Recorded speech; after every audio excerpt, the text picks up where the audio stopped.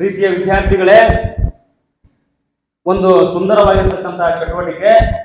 ನಮ್ಮ ರಾಜ್ಯದಲ್ಲಿ ಎಷ್ಟು ಜಿಲ್ಲೆಗಳದಾವು? 31 ಜಿಲ್ಲೆಗಳದಾವು. ಆ 31 ಜಿಲ್ಲೆಗಳ ಹೆಸರನ್ನು ನಾನು ಬೋರ್ಡ್ ಮ್ಯಾಗ ಬರ್ದಿಲ್ವಾ? ಕಾಣ್ತವ ನಿಮ್ಗ? ಅನುಸರಿ ಏನ್ ಮಾಡ್ತಾರಪ್ಪ ಅಂತಂದ್ರ ಆ 31 ಜಿಲ್ಲೆಗಳ ಹೆಸರನ್ನ ಒನ್ ಬೈ ಒನ್ ಹೇಳ್ತಾ ಹೋಗ್ತಾವ. ಆ ಪ್ರತಿಯೊಂದು ಜಿಲ್ಲೆಯ ವಿಶೇಷತೆಯನ್ನ ನೀವು ಹೇಳ್ತಾ ಹೋಗ್ಬೇಕು. ಹೇಳ್ತಿರಲ್ಲ? ಸ್ಟಾರ್ಟ್ ಮಾಡೋಣ. ಓಕೆ ಅನು ಹೇಳು. ಇಲ್ಲಿ ಕುತ್ಕೊಂಡು ಹೇಳ.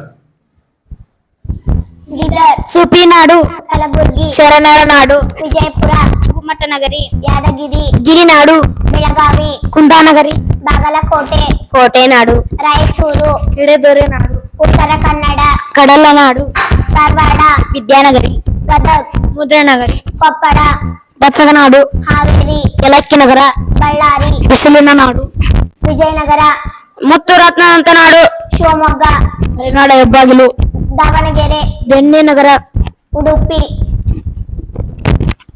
ಕೃಷ್ಣಾನಗರಿ, ಚಿಕ್ಕಮಗಳೂರು, ಕಾಪಿನಾಡು, ಚಿತ್ರದುರ್ಗ,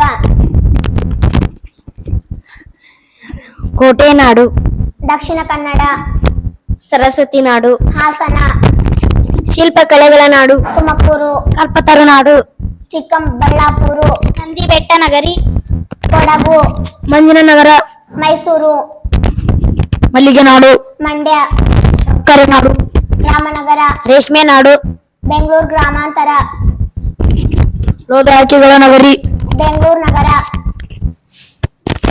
ಉದ್ಯಾನಗರಿ, ಕೋಲಾರ, ನಗರಿ, ಚಾಮರಾಜನಗರ, ಜನಪದ ನಗರಿ.